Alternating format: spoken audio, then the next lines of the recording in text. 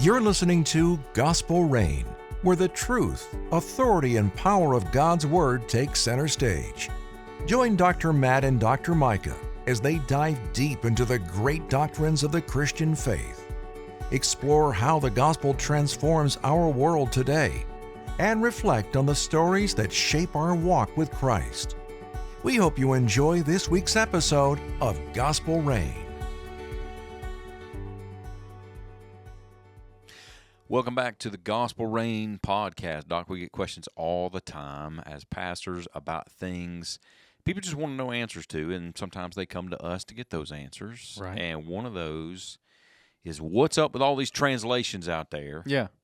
Bible And- translation? Yeah, Bible translation. So I kind of want to get in the weeds a little bit about Bible translation stuff. And you personally have had some history and experience with Bible translation. You've had your you've gotten your hands in that whole process when you worked at Lifeway. Right. And some of our folks know that. Some may not know that story, may not know that history.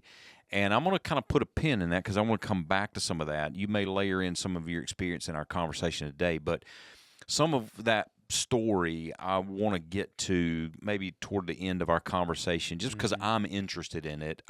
There's some questions I've probably never asked you before about that whole experience that I'd like to know more about, and I know our folks would love to know more about it. Because when did I get that CSB for you? You did, yeah. You gave that to me. What were you preaching before that? New King James Version. New King James. Yeah, that was the translation I always used for my entire ministry. This is the only time I ever have changed translations. You gave that to me years ago, right after it was produced, and you gave me a copy of it, and you said, read through that and see if you like it. And I did. I read through a lot of it and said, I really like this. And anyway, I've loved it ever since, changed translations. I studied it for a while, stayed on it for a little while, and then eventually made the leap in my preaching to a new translation. And I'm hoping that's the last translation change I ever make. That's not easy to do when you've preached from something for 20, 25 years, and then you make the change. That's really Well, I'm sure you hard to do. remember a lot of verses, a lot of passages, just kind of with that New King James kind of gloss on it. Yeah, the language is more default. sing-songy at times and rhythmic, and so when that is what you memorize when you're young, it's hard to get away from that into a new translation. So I'm hoping that'll be the last change that I make in translation. I think it probably will be. I don't know that. Yeah. But anyway, that's how this one came to be about, and that's the same copy you've got is the CSB. Well, we've done in the past, I think we've done at least one episode of kind of like Pastor's Mailbox, where we get questions all the time. This is one of those questions that we could have put in an episode like that, but there's more to it, and I think it's worth kind of sitting with it for a little bit. It's too hard to answer in just a matter of 5 or 10 minutes, and so I wanted to spend more time with it. So I'm going to start here. I'm going to start with this kind of question, and it's probably, I don't know if it's the right place to start, but I've got a series of questions, and these questions are more or less misconceptions about translations. That's the way I want to approach the conversation, because I get some of these misconceptions that come to me. People will ask a question, but I can tell what they're asking is based on a misunderstanding of how they think translations work, or what they're for, or how they're produced, who produces them. And there's a lot of questions surrounding it. Good questions, but oftentimes framed with a misunderstanding about translations totally. So that's the way I'm going to approach this. It's not to mean everybody misunderstands it. It's to say that's kind of the way I want to frame the questions based on misconceptions, if that makes sense. It does. Okay, so let's start here. Number one, I've gotten this question. I know you have too. Which translation is most accurate? Okay, that's a great question. I'm going to let you answer, but there's a whole bunch of English translations out there. Some have said, New Testament at least, New Testament translations, around 400, 450 New Testament English translations or something like that. I don't know that that's completely accurate. I looked that up a minute ago before we came down here because I was just kind of curious what number would come up.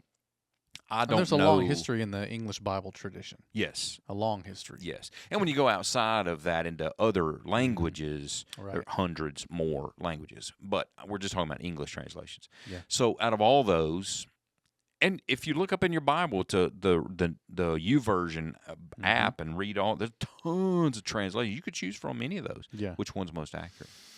I'll answer the question based on something I heard, and I'll point it out later. It depends on which verse. Okay. And I know that sounds like a cop-out, but it's not. There's a lot more in there. Not a cop-out, but it can make that sound more difficult. Yeah. Like, how many translations I got to have then to get the right verse? Let me mention this. This is a book that I read by a guy named Dave Brunn. It's called One Bible, Many Versions. In fact, when the committee for the HCSB doing the revision for the CSB, I sent them all a copy of this. I mean, these are New Testament, Old Testament scholars, and I sent them this book. And I said, read this before we begin our work. And essentially, Dave Brunn was a missionary in Papua New Guinea, and he was wrestling with equivalencies from the Hebrew and the Greek into Papua New Guinean language because they don't have gendered pronoun. They don't. There's no gender in Papua New Guinea language. So he's like, how in the world do I, because the Hebrew and Greek have genders, masculine, feminine, and neuter. But he uncovered a whole lot of issues. So that sent him down a pathway of, let me look at the English versions themselves and kind of get an idea on what they're doing with translation. And he basically shows kind of the big major English translations: King James, ESV, NASB, Holman Christian Standard at the time, NIV, and a variety of others. And he demonstrated in his book that regardless of what the translation philosophy is, we'll talk about that in a minute, word for word, thought for thought. Right.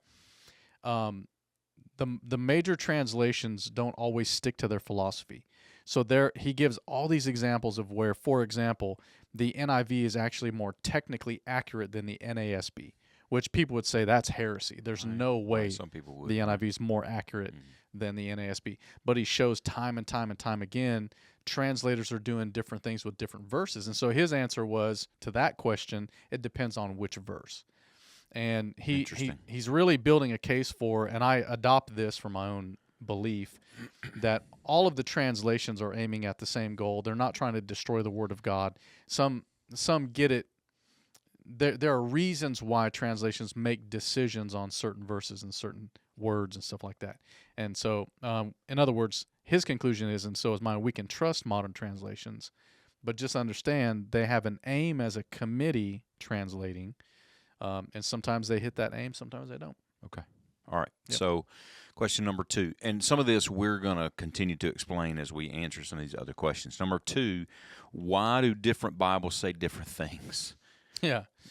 Because you read enough different translations, you think, man, they're all getting the same thing kind of, but really worded differently. And even sometimes some keywords are totally different. That's true. That's true. Well, I got a lot of examples of this. I think on the one hand, languages are rarely one-to-one equivalency because words can have what we call a semantic range. Okay, so let me start there first. You said one-to-one equivalency. Yeah.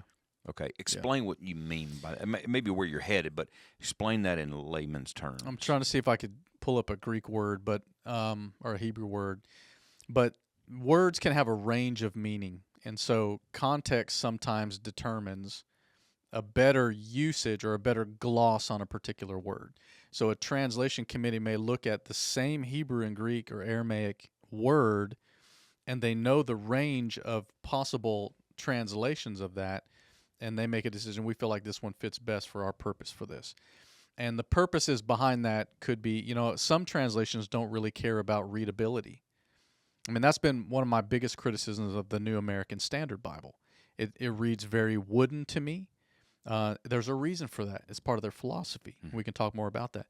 The King James Version, I was raised on that. I love it. Mm-hmm. But the English words used at times in the King James, we don't use those words anymore. Right. And so it may seem like if you have a King James with side by side with a CSB or an ESV or something like that they're reading very differently, and some of that is just simply vocabulary and how we speak in a contemporary English, so we make that kind of negotiation with the translation. Yeah, of course, with the King James, which was translated in the 1600s, but then you have older English translations that were translated in the 70s, 1970s. Right. Well, here it is, 2020s. That's a long time. We're talking 40, 50 years now have gone by. Even now, language has continued to shift and to change. It's still a modern translation back in the 70s, but language has even gone a little bit further to more contemporary usage of certain terms, so that even that has changed since. Let me give you two examples back then on how this can appear that Bibles are saying different things. Take like an idiom, for example, where like Amos 4:6 literally says, the Lord is saying, I have given you cleanness of teeth, and I withheld bread from you, and blah, blah, blah. What in the world does that mean? When, as an American, we read that, man, I got pearly whites. Right. That's a good thing. Clean teeth. Clean teeth. That's a great thing. What he's saying is, I've given you absolutely no food. You're in famine. There's nothing. You don't have any meat between your teeth. There's nothing in your teeth because I've given you nothing to eat. So a decision has to be made. Are we going to retain the idiom in the translation so that a preacher or a Bible teacher has to explain, oh, this is what this means, or do you do some interpretation and say, like the CSB, we chose to say, I gave you absolutely nothing to eat. Footnote, literally cleanness of teeth. Okay. Most Bible translations are going to give you an indication in a footnote of some literal. A second example would be like if you have a term like Lord Sabaoth. Okay, a lot of translations translate that as Lord of Hosts, but it's technically Lord of Armies is what it means. A host, it'd be another term for army, but the host language is archaic, and yet we are so familiar with Lord of Hosts. Nobody even knew that was an army. We just thought it was a big group of people. Right. He's a Lord of Armies. So footnote, typically a Bible would say Lord of Hosts or Lord of Armies or whatever. Footnote, literally Lord Sabaoth, and then maybe a gloss with it, Lord of Hosts, Lord of whatever. And so that's why some Bible, it will seem like translations are saying different things, but some of that is just like how technical are we going to be with the idioms and names and interpret? Are we going to help the preacher and the Bible reader with interpretation, but give them a little bit more to drill down into, or not? So is this a good place then to go ahead and have this conversation? So you mentioned word for word or thought for thought a little bit earlier. Yeah. So this is what you're getting at with cleanness of teeth. Do you translate that word for word or thought for thought? Yeah. Meaning, if you simply translated it word for word. Now, there's some other issues with this too. Not only idioms, but also word order is a difficulty in Hebrew or Greek. Yeah. If you simply translate a word for a word in the exact order in which it's given in the Hebrew or Greek, it's not going to read correctly in English a lot of times because their word order is different. Right. They don't put the direct object in the same place that we do, or the subject of the verb in the same place that we do. Certain things are emphasized in a certain language by putting it at the beginning. Yeah. It doesn't make sense at the beginning in English, but in the other languages, it makes sense to them to put it in a particular place, put a particular word in a certain place. But if you simply equivalent word for word in that order, it comes out not making any sense in English. And for that reason, there is no true word for word. Yeah, it's unintelligible in the English, in the target language. It's just it won't make any sense. Right. All of our languages are different in that sense. English is different from other languages. We don't operate the same way. Other languages will, So word for word, some people will say, "Well, I want a translation that's word for word." Well, yeah, study Greek and Hebrew. Then. Yeah, exactly. If you do that, you can get down to that word for word. But in English, it doesn't quite carry over the same way. So you have to make decisions then, right? As a translator, on a scale. So is this accurate to say that Bible translators try to work on a scale of word for word and thought for thought, and find a place in that? Somewhere along that scale? We don't want to simply make it thought for thought. No. We want to be as accurate words as we can, but you can't do completely word for word. So is there a sliding scale for translations? It's a very common spectrum, and I think in many ways it's an artificial spectrum. Okay. It's very subjective. Brun actually, he says, look, even in that spectrum, a particular verse, those translations are going to be all over the map. So you can't just say this translation is the most literal word for word. Trying to retain basic word order and stuff, I think, is a noble task. I think that's great. It's really difficult to do if you're doing something in English, not to mention other languages out there that have a different, different grammar and structure. But I understand the impulse, but it gives the impression that some Bibles are more trustworthy than other Bibles. And I think that has been the deficit. And so you have preachers that will get up and say, you need to avoid these translations because they're not word for word. Well, that's fundamentally flawed, because those translations are still working from the Greek and the Hebrew to translate into a different language. So, of course, they're word for word. They may not. There is no such thing as a one-to-one equivalency. And even in the King James and the New King James, you'll notice when you read in there that some words will be in italics. Yep. Why are they in italics? Because they're not in the original. You have to supply something to make the sentence make sense. Yeah. Now, I do think that's interesting about the King James, New King James, that we don't do in some of the more modern contemporary translations is add the italics wording, so that some people may not know that. For our listeners, if you go back and read the King James or the New King James, you'll find words in italics. And a lot of people may not know that those are words that are not there, that weren't there in the original, but they have to be, to your point, supplied to make sense in English, grammar speak, in a grammar kind of context. This is how we would have to say that, and in order to make that happen, you got to supply some words. I mean, so to your point, there's no exact word for word or one for one equivalency in English when you come from the Hebrew and the Greek. And again, for our listeners who may or may not know this, for the most part, our Old Testament is Hebrew, our New Testament is Greek. So Bible translators, okay, not paraphrasers, translators will take the Hebrew, the Old Testament, and translate from that Hebrew into English. And the Greek, New Testament, from that into English.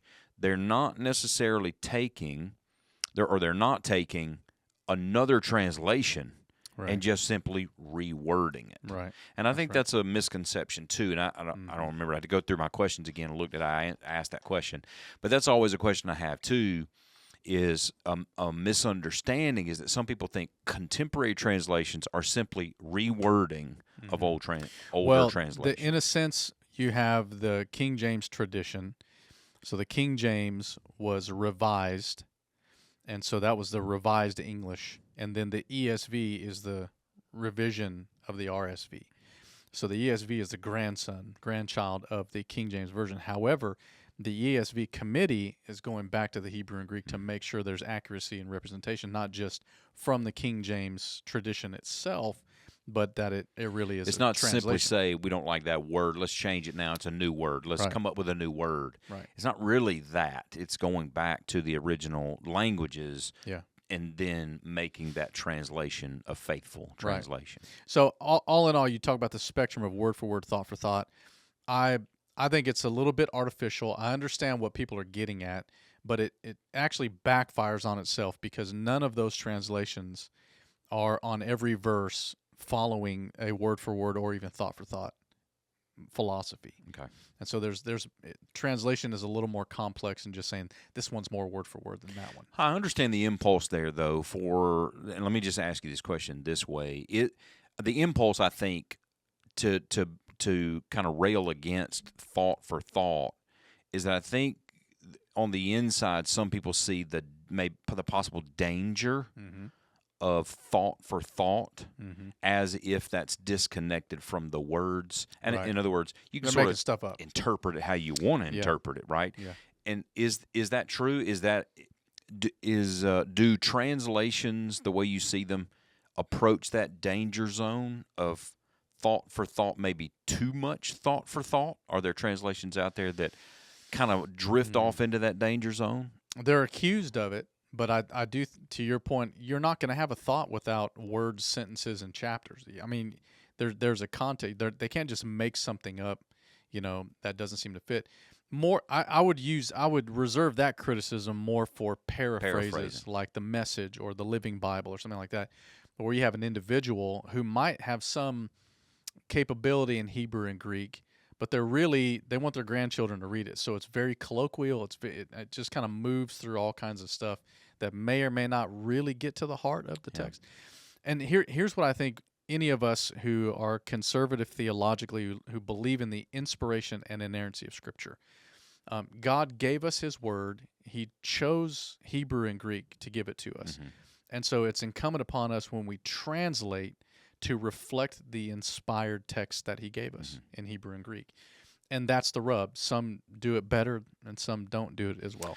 But it's not just they're ignoring the Hebrew and the Greek. There's probably a purpose or a philosophy that we want this on a 7th grade readability level or something like that. So we want to make it as smooth a rendering as possible, that others would say, man, that feels way too loosey-goosey. Mm-hmm. When you compare with the NASB, it's going to be way loosey-goosey. Yeah. So you made that distinction. Let me make it really clear for our listeners who may not know this, but one of the Bibles that my parents always read from, and I remember there were multiple copies in my house, and I actually have two copies on my shelf upstairs in my office, would be 2 copies of the Living Bible, the green cover Living Bible. Yeah. And so for people to understand, that was very prevalent many years ago. I think it was paraphrased in the 70s, early 70s. Mm-hmm. This was a paraphrase, is not a translation. It was one man, who took the King James Version of the Bible, wanted to be able to read the Bible to his grandkids at night before they went to bed. They couldn't understand the King James Version, and so he wanted something written in a way that they would understand it, his grandkids. So that's why he wrote it, or his kids or his grandkids. That's why he wrote that or paraphrased that. He just simply put it in terms that the kids could understand. That is not a translation necessarily. Right. It doesn't mean he wasn't knowledgeable of the languages and the words, but it does mean he did not go back to the original languages to make a translation of that. Mm-hmm. It's just simply to put it in some language that his kids would understand. Well, there's a difference between that. The same with the Message. So Eugene Peterson, who was working out of Hebrew and Greek, but he was producing a paraphrase. It really wasn't a true translation. Mm-hmm. Because he was appealing to other stuff, and he had the same end. A lot of people love the Message because it gives it kind of a unique gloss on a particular verse or whatever. But it's universal. It's not something we're going to preach from. It's not something that we're going to do a Bible study from. Right. You might read it devotionally and enjoy what Eugene Peterson had to say. But there is some greater accountability and greater comfort, I think, when you take something like the NIV that has 120 scholars working on a translation. So there's going to be some counterbalance between, one guy producing a particular translation and 120 scholars who know what they're talking about. And then those debates are going to look very different in the room we're going to land on this particular thing. Yeah, you have to come to terms among a committee of people rather than just simply one person saying, I'm just going to reword it. Right. Yeah, totally different. Right. Okay, right. And that's a good distinction too that I don't know a lot of people understand, is that a translation is worked on by a translation committee, a group of scholars, not just one person deciding from his chair somewhere, I'm just going to rewrite that. Right. Yeah, totally different philosophy. Right. Okay. All right, number three. Have Bible translations changed God's Word? This is one of the misconceptions too. People will often say that, but these different translations, they all change what it used to say. Mm-hmm. Now it doesn't say that anymore. It changes the Bible altogether. It changes God's Word. Yeah. Is that true? Well, we're not. I want to save textual criticism for a different thing. But because we have such a familiarity with the King James, for example, right, which most older folks still do. Yeah. Right. If you read a modern translation, some of the words are going to be very different. So has God's Word changed? Well, no. So, for example, Psalm 18, I think it's 18 verse 2, the King James uses the word buckler. Right. And thinking, what the heck is a buckler? Buckler. Well, they would have. Don't use that anymore. They would have known 100% what a buckler was in Right. 1611. Yeah. Well, what is a buckler? It's a shield. Yeah. So why would we translate or retain an archaic word for shield when our readership is going to immediately understand what a shield is? That's right. And so if that's changing God's word, well, that is a really nuanced argument because language changes. Language shifts. English has shifted. 100%, because there was some point before 1611 where they didn't know what a buckler was. Exactly. You know what I mean? I mean, that word came into existence in English at some point, too. Yeah. Before that, it would not. So, yeah, that has always been the case. Yeah, so the Hebrew and Greek, as we work through the manuscript evidence, archaeology helps us a great deal in this. That word of God is not changing. It is improving. The more we find, it confirms more about the veracity of the original text. And we can talk a little bit about that. And so translators need to be working with the language and put it into some understandability. It doesn't matter if it's English. I mean, it's the same argument in Spanish. Sure. I mean, there's a Reina Valera, which is like the King James Version in Spanish, and then they've got the New American Standard translation in Spanish, NIV. And even in the Spanish community, they're debating back and forth which one's more accurate, which one's better. And you and I, we look at that, and if we know anything about Spanish, we're like, well, what's the difference? Yeah. Well, that word's old Spanish. Like, oh, I get it. So it's the same conversation. Yes, it is. It is. So English words change, and this is the whole reason for translations, right? Because times come when you need a new one, right? But the Hebrew and Greek don't change, right? So and you're saying the word itself doesn't change, but we have to change some words in contemporary translations to give readability. And I think there's a cotton patch version of the Bible, which is got its own crazy, English translate. There's the Hawaiian Pidgin version of the Bible, and there are people who speak Pidgin. Mm-hmm. It's fun, but there's no. If we were to read this in our church context, people would think you are crazy. Yeah. And because it is some wild stuff, know. But for people who speak Pidgin, I think they would understand that. And then I do think there is, even in those kind of contexts, like, are we really getting the heart of the Hebrew and the Greek? Right. I think those assessments need to be made on stuff like that. But I don't know. All right, here's another one. This is a really big one, and maybe the biggest one of the whole list of about, 7, 8, 9, 10 questions I've got. Why are verses missing from modern translations? We get this a lot. This shows up on social media all the time. Yep. It ends up kind of coming in, it cycles back through social media, particularly Facebook. It'll come back and you'll see a meme. Don't read this translation because all these verses are missing. People took all these out. Right. That's why you need to read this translation. And then it's just it's complete hogwash, and people don't know. They don't understand, and so they start sharing it out there in social media as if it's true, or even if they don't share it, they think, well, what translation is my pastor preaching from? Because it's probably missing verses, because it's so he must be liberal. Yeah, it must be liberal. So why are verses? So let me establish this first. When you read more contemporary translations and you compare them to, say, King James Version, it can look like to the uneducated reader, some verses are missing. That it has something here, it does not have it here. Who did that? Like, where did it go? Why is it missing? Right. So I can understand it. I can understand why people ask the question. But let's give an answer to that. Why are verses missing from some contemporary translations? Yeah, that's interesting.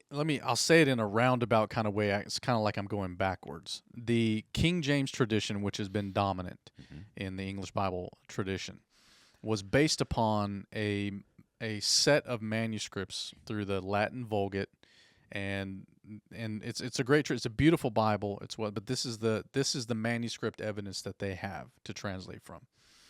But a lot has happened in terms of archaeology and discovery since 1611 to present day.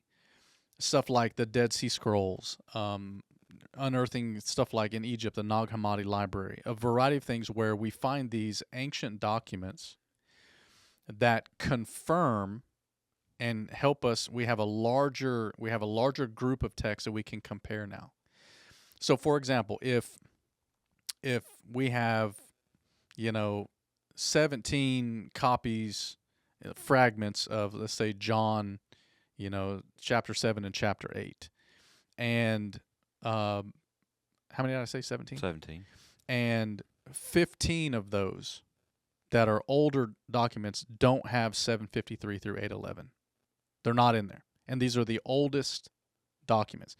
The newer documents, it's in there. The story of the woman caught in adultery, it's in there. Where did it come from? We don't know, but it shows up like AD 600, and the textual basis carries into the King James Bible.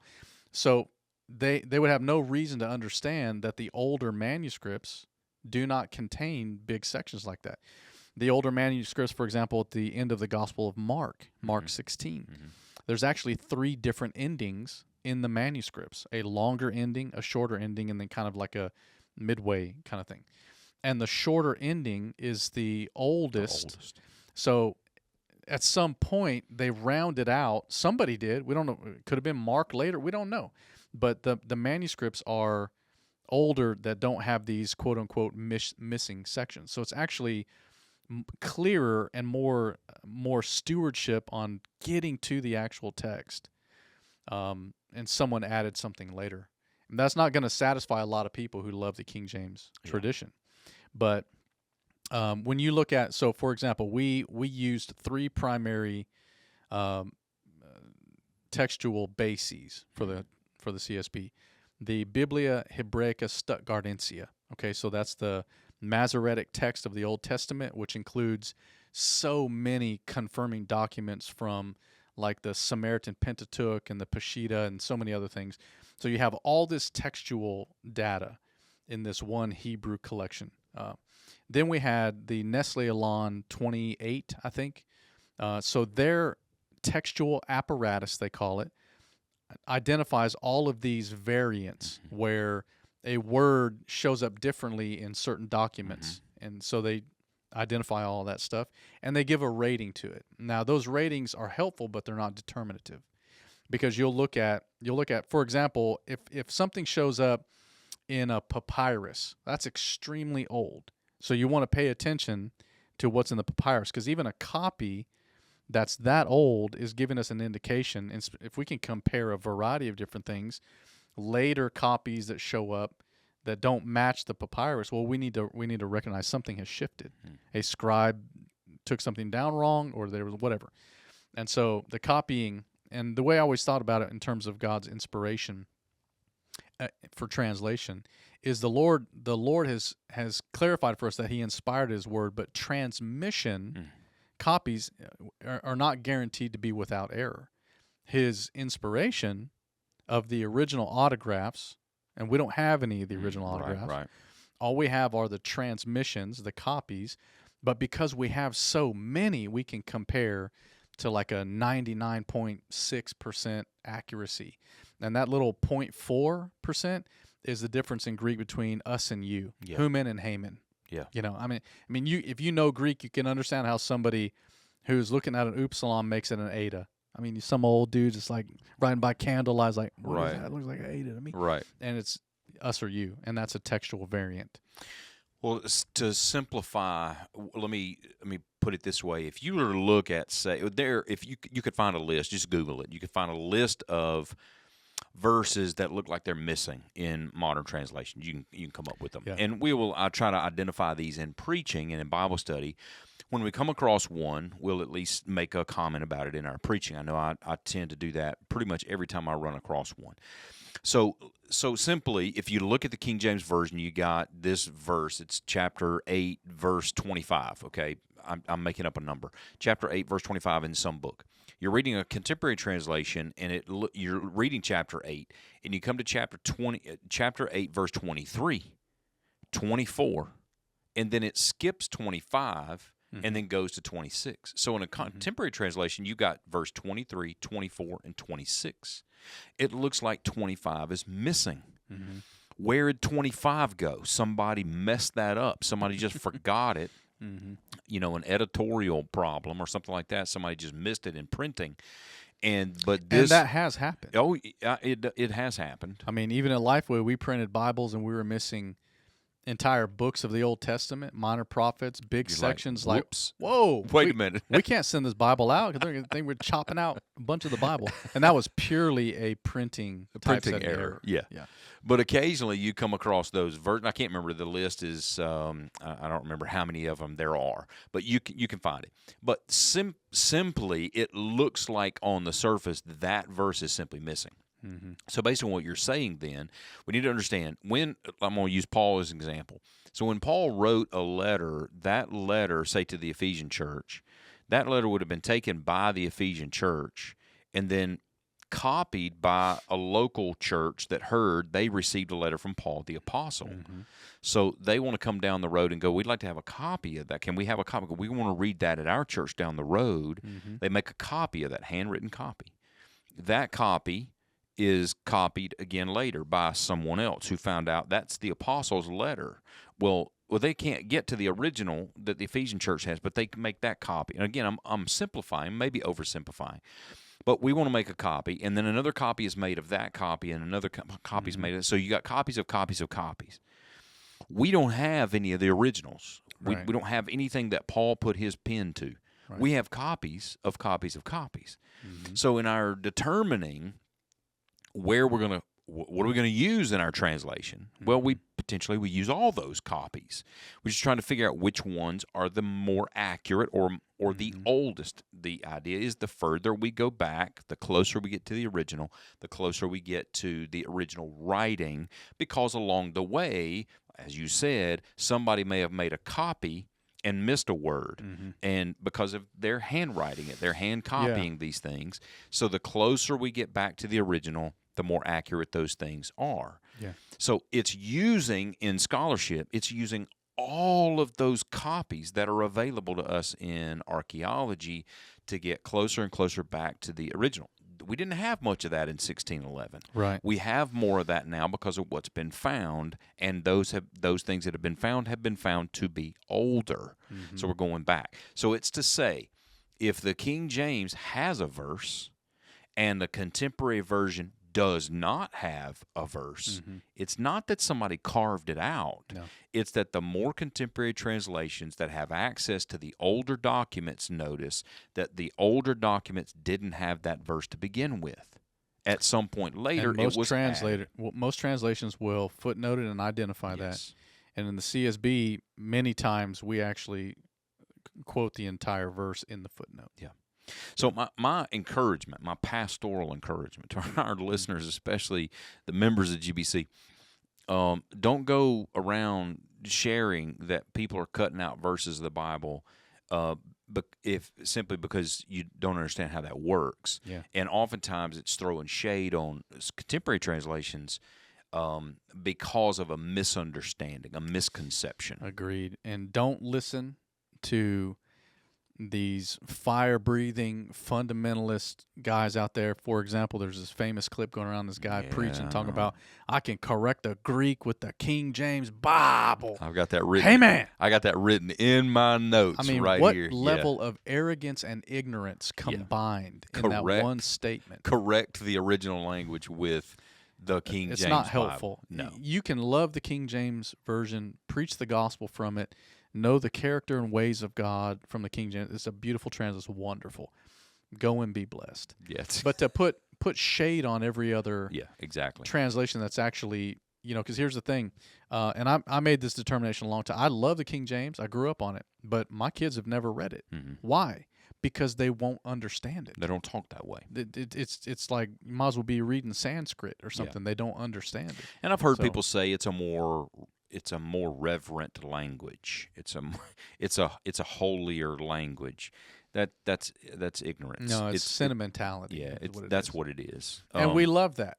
Yeah. We love. I Which mean, absolutely Psalm 23 in the King James. Yeah. Beautiful. Yeah, it is. Wonderful. Yeah. And more. So to simplify, don't certain verses and all those kind of things missing. It may look like that to you, but it's not necessary to say that somebody left some verses out. Yeah, and I think pastors have to make a determination, because I think we're probably all divided on this. Take Mark 16 for example. Yeah, that's a bigger issue because it's a bigger chunk. It right? is a bigger chunk. And the other passage you talk about in John. And I mean, what I chose to do is I preached the Gospel of Mark. It took me 2 years to preach the Gospel of Mark. I get to 16, and it ends in verse 8. And my I didn't preach the longer ending, but I preached a sermon basically on textual criticism and why this portion shows up in church history. Likelihood because there's not a resurrection appearance of Jesus after 8. The Great Commission is not there until you get down later into this. And then you get this wonky thing about drinking poison and trampling on the heads of serpents. So there's a lot of stuff going on at the longer ending. I said we're all familiar with it because of the King James tradition, but someone added that later probably because when you're comparing Matthew, Mark, Luke, and John, you have a Great Commission, you have a resurrection appearance, you have these other kind of things. Mark ends on, if you stop at 8, it ends on, and they were afraid. Yeah. That's how it ends. Yeah, you don't get a commission. You're like, what? Yeah. You know, it so can't end that way. So you can understand why someone would come behind that. Yeah. But yeah. Well, I think that's an insightful way to do that as a pastor, just walking your people through that. When you get to a section like that, what are you going to do with that? Yeah. It's intellectually, spiritually, pastorally dishonest to just simply not say anything about that. Right. Because it really is a big issue in the way that's put together, how that makes it into our Bibles. And it would just kind of be glossing over that if you didn't deal with it. You got to deal with it. Yeah. And Sunday morning may not be the time to do a whole deep dive on a thing. But on a Wednesday night, I can't remember if I handed it out or if I put it up on a screen. I actually took a picture of the textual apparatus for Mark 16. And put it up there. I put it up there, and I walked them through how we're reading this and why a decision is made to go with the shorter ending based on the documents and the ages that we have. And some people thought that was awesome because they're super nerds. Other people was like, what are we doing? Yeah, and some people are just upset because they think you're screwing around with the Word. The Bible. And I guess I can get that, but I had some people upset at me when I chose to address the issue when I got to the John 8 passage, because the whole long passage that a lot of people know, most people know, is the woman caught in adultery, and Jesus is throwing stones. How he's going to address the issue of throwing stones, and I just had to deal with that passage and go, look, it doesn't look like that shows up in the original translation, and so you talk about that, and people think, oh man, you just don't love the Word, you're taking out a part of no, it's not that, that at all. So we're just trying to help folks understand some things will look like they may be missing, but there's a deeper conversation that needs to be had about those kind of things. That's a great question. All right, number 5 is let's hurry through the rest of them. We don't have a lot of time. Is the King James Version the only true Bible? You kind of mentioned that. Short answer, no. Short answer is no. With an asterisk, Yeah. it is well loved, and sure. it has a long history in Christianity. It is, but you're not going to use that to correct the Greek. No. Number 6, which translation did Jesus use? You know what? That's actually a very good question. It is a good question. So, what we understand On the surface, I meant that as kind of funny, but it is kind of funny. Yeah. But obviously, he was a Jew, so when he goes to Nazareth and pulls out the scroll of Isaiah, that's Hebrew. He's reading, he's preaching from it, right? Jesus spoke Aramaic, so there are some Aramaic sections in the Old Testament. Not a ton, but it shows up there. A few things. But the translation that would have been going around, and the apostles quote from this particular it's called the Septuagint, the Greek translation of the Old Testament, which is fascinating to me because these are all Jews. Like how? Yeah, this was translated hundreds of years before Jesus came along, and so you've got all of the culture of Jesus's day in the first century reading from the Septuagint. Yeah. So he would have obviously known that, and guess what? That's a translation. 72 Jewish scholars. You translate it into Greek, and they retain that. And at least the believers in that day recognized it was correct enough because we're speaking Greek and we can compare. We know Hebrew and Greek, so that's really insightful. And it's an interesting question. It's a funny question, but that's probably what he was reading. Yeah, you and I were talking in your office earlier about something unrelated, but that we read I preached from a psalm this past Sunday. I didn't really talk about this in the sermon, but I preached from a psalm where David writes a particular phrase in the last verse of Psalm 27. And then scholars have picked up on the fact that Paul writes something, I think it's in 1 Corinthians or 2 Corinthians. He writes something that looks like it comes directly from the Greek translation of that Hebrew psalm. Now, it's not a direct quote in Corinthians, but it looks like the wording of that Paul picked up in the Greek translation of the Hebrew psalm. Probably so. Which is really interesting. So, yeah, they would have read from the Septuagint, which is a translation into another language. Which can be a little disoriented for Bible readers, too, because, like, for example, in the CSB, when there's an Old Testament citation in the New Testament, we make it bold. Yes. And give a footnote citation. If you were to go back to that citation and compare the two, you're like, hold up. It doesn't match. How come these are not necessarily saying the same thing? And that's because of the basis of the Septuagint. Yeah. So it's not saying something different, obviously, but it is definitely, there's some translation. Well, to your point earlier, if you translate from Hebrew into Greek, it's not word for word necessarily in the exact same word order. It's the same thing. Yeah. But you can look at it and go, wait, it's the same thing, but it's kind of worded a little bit differently here in this one than it is, and that you're dealing with a translation, right? Yeah. It's a translation issue. Yeah. Whatever the number is. What's the difference between, we've already talked about word for word and thought for thought. Let's see. Why are there so many? That's a good question. Why are there so many different Bible translations? Yeah. Because there are a bunch. There are a bunch. Some of that is a reflection of the change in language. Some of that's a change in vocabulary. Things just don't, like buckler and stuff like that. I do think, like, one of the aims of the CSB we felt very strongly about was the accuracy, faithful to the original, the accuracy, but the readability for the purpose of evangelism. So if we were to come across a non-believer, we want it to sound like we speak in kind of so in other words, this is not an anglicized English. This is not how the British speak. There is an anglicized English. ESV actually has an anglicized ESV, and it reads differently than the American. So, but we wanted this for the purpose of evangelism in some ways, give it to a non-believer or someone with a lower reading level and be able to navigate that. That's one of the aims of the NIV as well. That's right. NIV had some problems, which really gives rise to why the CSB exists. Because I think if we're going to talk theology, I think scholars made a decision in 2011 with the NIV. First of all, the 73, 84? Yeah, 72 or 73. 72. So the early NIV, fantastic. I mean, I got a copy when I was in college and loved it. But their philosophy was they wanted to flatten out the gendered pronouns.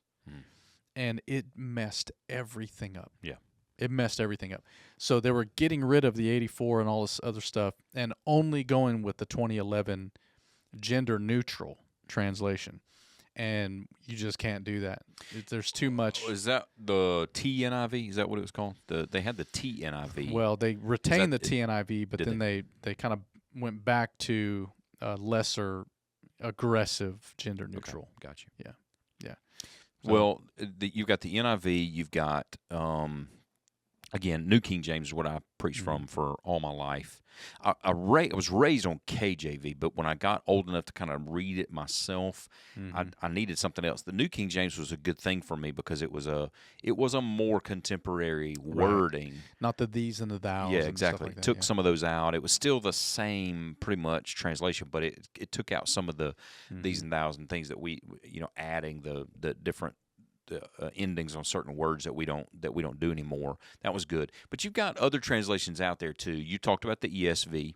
ESV is a fairly new translation, more contemporary translation. 2005, I think. You've got the NASB, but there's been revisions of the NASB, the New American Standard Bible. The older New American Standard, the original New American 95. Standard, is also very wooden, as you said, wooden or stiff.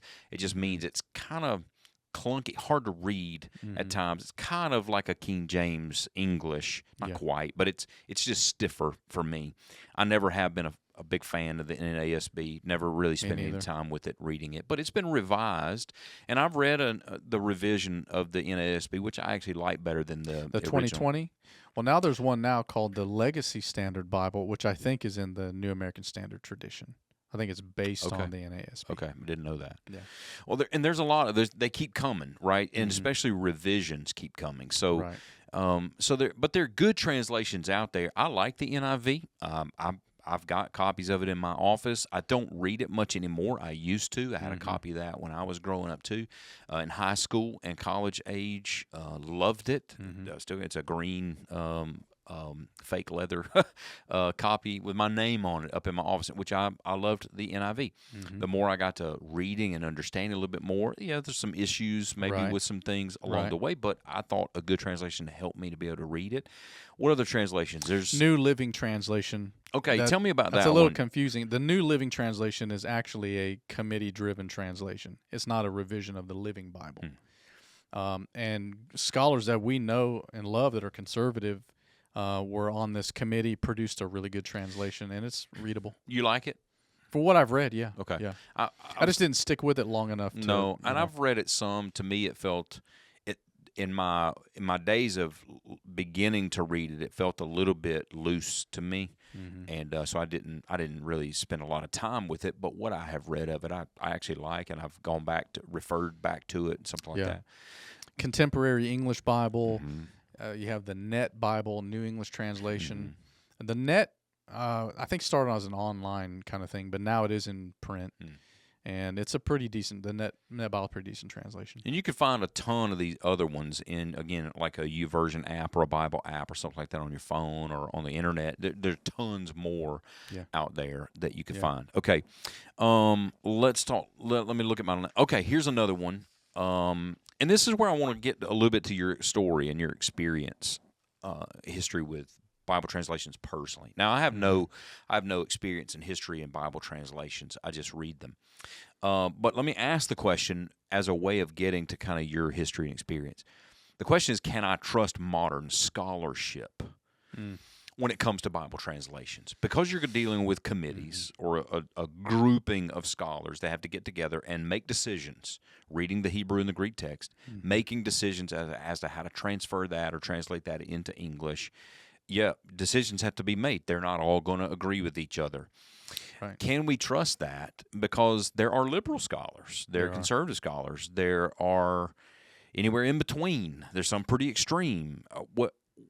Can we trust that process of getting people in the same room to make those, or individually, however it's done, and make those decisions when it comes to translating? Yeah, I think the answer is depends, because I think the move that the NIV made in 2011 was based on modern scholars. They actually had this massive study on English usage and whatever, and made their decision as scholars to flatten out that, which I think was a terrible move.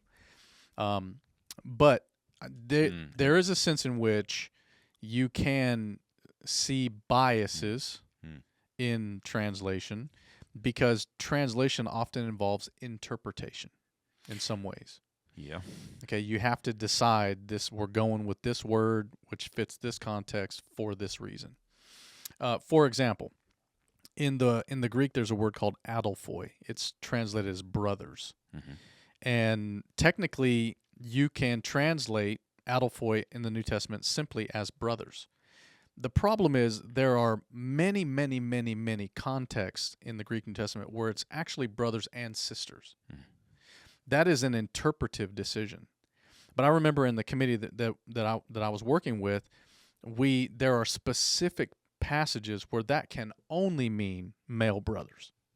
And so you have to make those kind of decisions. If there is an agenda behind that, it will show up in the translation. I see. Now we had the CSB. So how did I get to this? Let's go there first. So I was in young adult publishing of small group studies and stuff called Threads, young adult publishing in Lifeway. And there was an opportunity for me to kind of transition into a different division, B&H Publishing, which is they have a Bible and reference division. And I was talking to the vice president, and she wanted to, see if it'd be a fit for me to come over and work with the HCSB, Holman Christian Standard Bible, as kind of the spokesperson for the translation. At that time, we didn't know that a revision was necessarily forthcoming. And so I told her my legacy. I was raised on the King James. When I went to college, my dad bought me an NIV. I loved it. When I went to seminary, the ESV came out. I loved that. When I graduated with my MDiv, they gave us all an NASB. Read that for years. Preached primarily from the ESV for a long time because it was enough in the King James tradition. But then started reading the HCSB and then started testing it on Wednesday nights in the church, and people loved it. And so I've kind of been in the CSB realm for a long time. When the NIV, this happened that affected the Southern Baptist Convention in 2011. It was in Phoenix, the Southern Baptist Convention, and a motion was made on the floor, last business session of the meeting, to basically for the messengers to tell Lifeway that they cannot sell the NIV. And that caused a great consternation for a lot of people. But it allowed a study group to get together for a year and report back and whatever. And so they continued to sell the NIV, but recognized if this is going to be the position of the NIV, we need a conservative alternative to that. And the HCSB had some clunkiness to it. It had some unique kind of oddities to it that were inconsistent, like the translation of Yahweh, for example. There's like 6,000 opportunities to say Yahweh. Well, they didn't do it every time, but Yahweh was in there in some context. So they wanted to clean it up, and they decided, by 2020, they were going to revise it. Well, Tom Rayner basically said, we're going to cut 3 years off of that, and we're going to do it in 2017. And so he went to Tom Schreiner, New Testament scholar and professor at Southern Seminary, to be the chairman. And Tom recruited basically Old Testament scholars and New Testament scholars to serve on this committee. And he intentionally went to broad evangelical scholars. So there were Lutherans, Presbyterians, non-denominational, and then I found out, discovered in this process, that there are different stripes of Lutherans. Okay. They don't all agree. And to your point about bias and can you trust modern scholarship, one of the examples is we invited a group of Lutherans called Wisconsin Evangelical Lutheran Synod. They loved the CSB, but they came in and they had criticisms, particularly around the Jesus saying, "This is the new covenant in my blood," and they're saying this is a Baptist bias. You won't reach a broad scholarship of Lutherans if you stay on this translation. And we're like, say what? And so we went down this huge conversation trying to get behind how is this a bias if we're doing. And so that allowed us to say, okay, well, is this tilting Lutheran? Is this something Presbyterians are going to get down? Are we going to lop off all the charismatics by not retaining tongues instead of translating it as language? Because you'll look in Acts chapter 2, for example, and in the footnote for glossa, which is tongues, the footnote is not literally languages. It just says languages. Is what it means. But we retained the kind of the contemporary transliteration of tongues, so that a broader sense of evangelicals could read that without difficulty. Okay. So those are decisions, but the scholars check one another. And I mean, it was to be in the room to hear the level of scholarship and the understanding of the history of translation, the understanding of the language itself, of syntax and semantics, and the whole host of. The reason why I was on that committee was, I was killing two birds with one stone. One is I was the coordinator of the committee working with Tom Schreiner and the others. I've had a lot of Greek in my life, so I sat with the Greek team, participated with them primarily, and I'm also a systematic theologian. So I was able to bring that in the translation by the Constitution that was drawn up. These are the stipulations for this committee. Got to have a systematic theologian. So I was able to kill two birds with one stone. And so that was really, really fascinating. But because of my background in Greek, I kind of fell in with that team and was able to participate in translation. It was incredible. How cool is that? All right, so on a practical level, how does that work? You got 66 books of the Bible, a bunch of it Old Testament, 27 books of the New Testament, 39 of the Old. So you got all the. Yeah, how in the world do you do that? That's a lot. That's a lot. It is a lot. Do you just assume some of it? Like, okay, we're going to start from this base. A lot of this translation, everybody's going to agree on. So that's true. We put a bunch on paper. We already got that. We don't have to go back and revisit that again because that's simple. Yeah. And then, I don't know. How does that work? The scholars themselves had specializations. Okay. So, for example, Tom Schreiner, he's a Greek scholar, but he's a Pauline scholar. So it's very important for Tom to be working on the revision and translation. If there are items that he was recognizing, he would bring a document to us, let's say on Galatians, and he would have all these areas that we need to talk about. Now, there are other Pauline scholars that were on the team, and so they could call his bluff. For our listeners, a Pauline scholar is somebody who is a scholar in the letters of Paul. That's right. Okay.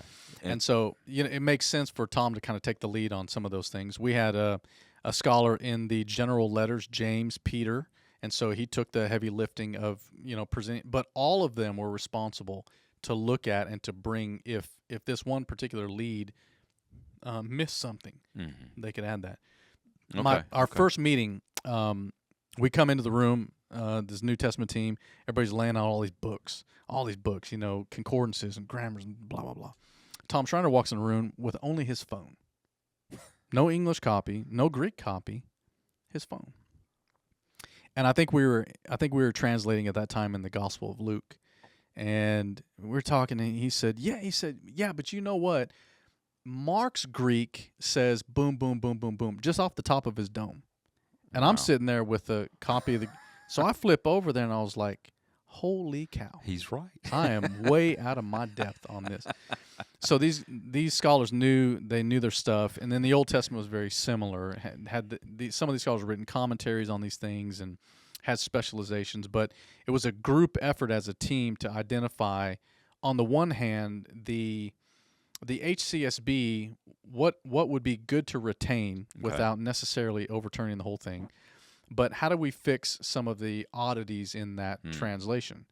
So our strategy was we identified a handful of things that we had heard just we went to every Southern Baptist seminary and multiple other evangelical seminaries and met with faculty and said, if you're familiar with the HCSB, here are the things we've identified that we think might be a possible revision. And what else you guys want to talk about? And so we had all this data and then went to the Greek and the Hebrew and worked from that. And it took how long to do all that? Years. 3-4 years maybe. Okay. Yeah. I had already left Lifeway before it was finished. Okay. I was gone, and I think within maybe 6 months we were finishing up the final piece of it. And they allowed me to do that with them, which I thought was awesome. Well, that's nice. Yeah. Yeah. So can you trust modern scholarship? Yes, because there are counterbalances even within the conservative liberal distinctions, but also denominational distinctives when you have a broad evangelical. So, decisions are being made, but there are a room full of scholars that are making those decisions in agreement as brothers. Yeah. Is there often disagreement among brothers in a room like that where you think, no, I'm going with that word. This word is this word. The other guy saying, no, it's a different word. How do you come to terms with that? There were some spirited discussions on things, but at the end of the day, when the decision was made that we're going to go this way, everybody's like, okay, I'm not necessarily there. It's the right thing, but I would do it differently. But I think it was the humility of the scholars to check their own bias and their own interest in, and it was just a unique team for the CSB to be able to do that.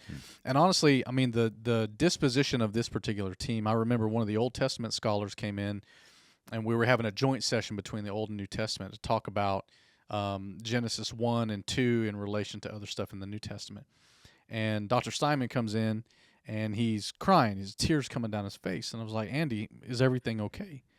And he said, yeah. He said, I've done Bible translation before. I said, yes, sir. I know that. And he said, I'm overwhelmed to think that the words that we put together in this translation, that people are going to be reading them as the very words of God. Wow. And I said, Andy, that is the right disposition. This is a holy and weighty thing. This is not an economic thing for us. We're not just trying to make money on some shoddy. We really want to put before people a trustworthy, readable account of the words of our God in our language. And I mean, that just kind of carried the day for me. That's cool. Yeah. Well, you have a unique perspective on all that, and I really wanted to share some of that with our listeners who may or may not know that about you. I love that about your experience and history, and I wanted to kind of highlight that if I could. It's just unique. Now, let me ask a final question, and we're going to get to our closing segment, but this is just interesting to me. Are there any translations out there, legit or whatever, I don't know the right word to use, but are there any translations out there you would just warn our people against that you know of? Because I wrote down a few that I have read up on that are more they're often left field translations. Mm-hmm. They're not translations that I think are a completely committee driven. Correct. By scholars. They're translated. So I think is probably the right word. They're called translations, but are often left field. I would say probably the only one that really comes to my mind is the Revised Standard Version, the RSV. And the reason why the ESV exists is because the RSV, people like Lane Dennis and John Piper and others, they were preaching and loved the RSV, but there are some passages that have a theological interpretation and bias that is liberal. And around Romans 5, there's a variety of sections where it comes through in the translation, and it's just really fascinating. They're like, we can't, in good conscience, continue with this. And so that's why they kind of moved into the ESV. I was looking some up earlier. I would just warn kind of our folks about against. A good thing to do for our listeners, if you've got a question about a translation you run across, just ask. Just ask some questions about it. Hey, is this legit? Is this good? Instead of just buying into it, lock, stock, and barrel, just make sure that you ask some good questions with some folks who may know some answers to that, like Pastor Micah. But let me give a few I found earlier on the internet, and these are more contemporary. There's one called the Cepher, Cepher translation. It uses a lot of Hebrew words, as it says, that are not translated. In other words, in the English translation, it will transliterate some Hebrew words. Oh, like El Elyon. Yeah, it'll El Shaddai. It'll use a lot of them, and not just ones that you might even be familiar with. It's like, why use that Hebrew word? Well, they even say that they do it as a way of saying that the Hebrew words convey more meaning than English words do. So we're going to use the Hebrew word. Still got to explain it. Which is exactly right. You didn't do any good to anybody by putting a Hebrew. Nobody has to pronounce that now, much less define it. So It's kind of weird. But it's a Cepher translation. There's another one called the Pure Word New Testament. It claims that there are 450, I think, New Testament translations that it says all contain inaccuracies that never fully reference the original Greek definitions until now. Avoid. Yeah. Pure word. We got it right. Yes. Yeah. That's until now. Somebody's going to tear them up. I know. If they hadn't already. Yeah, I'm sure they have. Pure Word New Testament. And then I found out about another one. It's called the Passion Translation. Another new one. It claims the best language, the best theological language, and the original New Testament language was Aramaic. Although that's never been proven. It's interesting that doesn't show up in any kind of real scholarship, but it claims that the Aramaic language, and so it's it's a translation from Aramaic, and so whatever. It's like, where'd you get that? You just made that up. But anyway, it's printed. I mean, it's out there. All these are in print, not just internet translations. These are in print, and I found these earlier because I had that question. Like, what? Now I'm going to ask you a question about one. I'm curious. I actually wrote a paper on this back in college. Is the Amplified Bible? Yeah. What do you think about the Amplified? It was basically King James, right?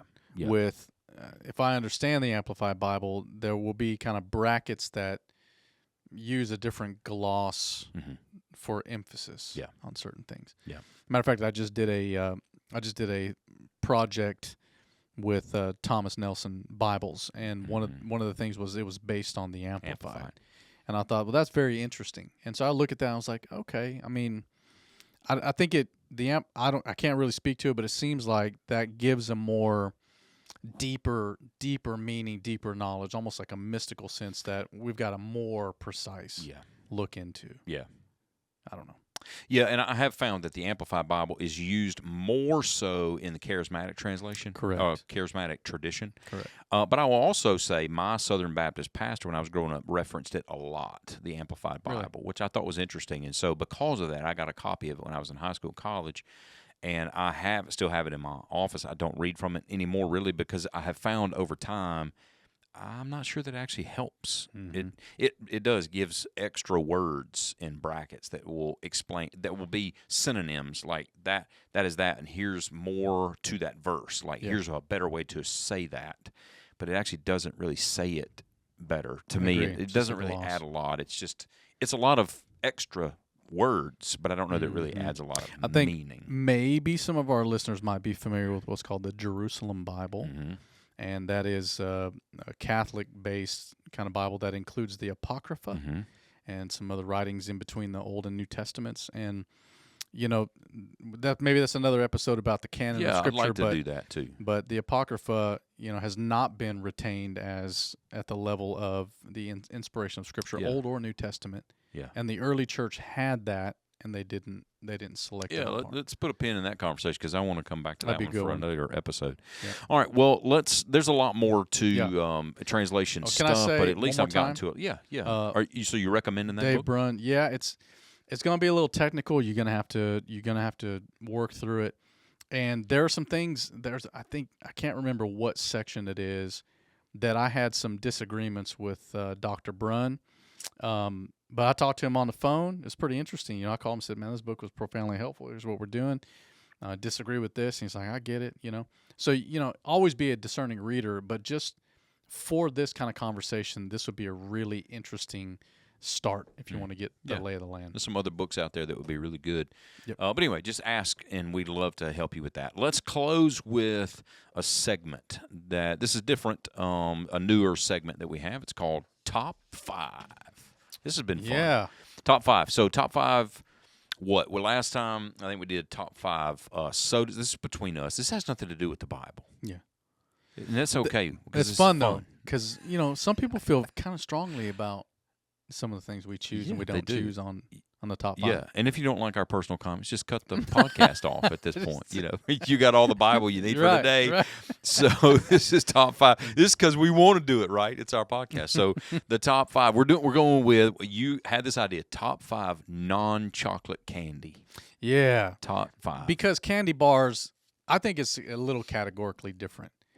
Because if it was candy bars, I think this list would be very different. Oh, and my list would be there had to have 20 of them if it had chocolate on it. Yeah, chocolate. Okay, non-chocolate. Non-chocolate candy. I like it. Okay, let's go one for one. Okay, start at the bottom of your list. What's number 5? I put number 5 as Bit O' Honey. Do you like Bit O' Honey? Dude, I love it. Okay, that was Bit way off in left field for me. Bit of honey. I guess I've tried it. Love it. Sure. Okay. It's very good. Okay. But I will say, I don't know that. So that's not in your top 5. No, I don't think I thought in that category. I think about that as being a candy bar, but I guess it is kind of. But it. I guess it is. I guess technically, I usually eat them in these little single. Okay. But tiny when we said no pieces. chocolate, I just totally took out the whole candy bar. I got you. Okay, there's some others on mine. Okay, go ahead. Okay. All right, number 5 for me is nerd clusters. I'm not a fan of nerds. Yeah. Of like eating that whole thing in little nerd. But you put them in that gooey cluster in the middle and stick them all on there and eat them. God, they're good. I eat a whole pack of them things. I'm not a nerds hater. I didn't think about nerds. Okay. All right, number 4. All right, number 4. I'm gonna go with Swedish fish. Yeah. Swedish fish. Okay. Is that in your top 5? Yeah. Okay. I like Swedish fish. Yep. All right, number 4. But I put it at 4. So. Okay, number 4 for me, Starburst jelly beans. Oh, I love some jelly beans, good. but the Starburst ones are better. Yes. Just full of flavor. I'm surprised I didn't think about Starburst regular. The regular Starburst. Now, I didn't put that in my top 5, but Starburst jelly beans we really like at the house. That. Okay, number 3. Number 3, I'm going with Lick-O-Maid Fun Dip. You like the Fun Dip. Man. Nikki would agree with you there. Nikki I like the little stick. It's just pure sugar. That's all it is. Nikki will do the Fun Dip and then give me what's left over of the stick. Of the stick. I love that. Because I just like the stick. And I like the little dips too, the cherry and whatever. Yeah, Nikki likes grape. I don't like the Fun Dip part of it, really. I don't care for that, but I like the stick. That takes me back to my childhood right there. Yeah, I get it. Lick-O-Maid Fun Dip. All right, so number 3 for me would be Lifesaver gummies. Those are good too. No, man. any of those kind of gummy things like gummy bears, gummy worm. Yep. Now, I don't want anything sour. You don't like the Sour Patch? No, please don't. I don't like sour stuff. But like Sour Patch Kids also make strawberries or watermelons. Yes. Those are not sour, but they're made by Sour Patch. You like peach rings and apple rings? Those are on my list. I'm getting there. But was that number 3? Yep. Lifesaver gummies. Lifesaver gummies. I like those. I ate a whole pack of those too, and that's a lot. That's a lot of sugar. I do like those. Anyway, all right, gummies. All right, number 2. Number 2, I'm going with saltwater taffy. Okay.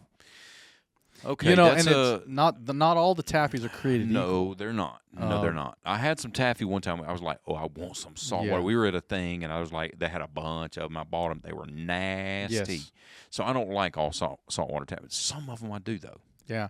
I don't know where Meredith buys. She buys this bag of taffy, and it keeps replenishing itself over and over and over again. I don't know where she's even getting it from, but I love it, and the flavors in it are great. Ain't no telling. And okay. so saltwater taffy. Okay, speaking of that, I actually, Nathan, you have to tell me. Nathan's our producer behind the cameras back there. But what is this? What is this candy that I just started liking? What is it? We've been eating. We got a whole bag of it last week for vacation. We were eating and playing cards. Thank you. Okay, this is Hi-Chew. Okay, this has become right now. Yeah.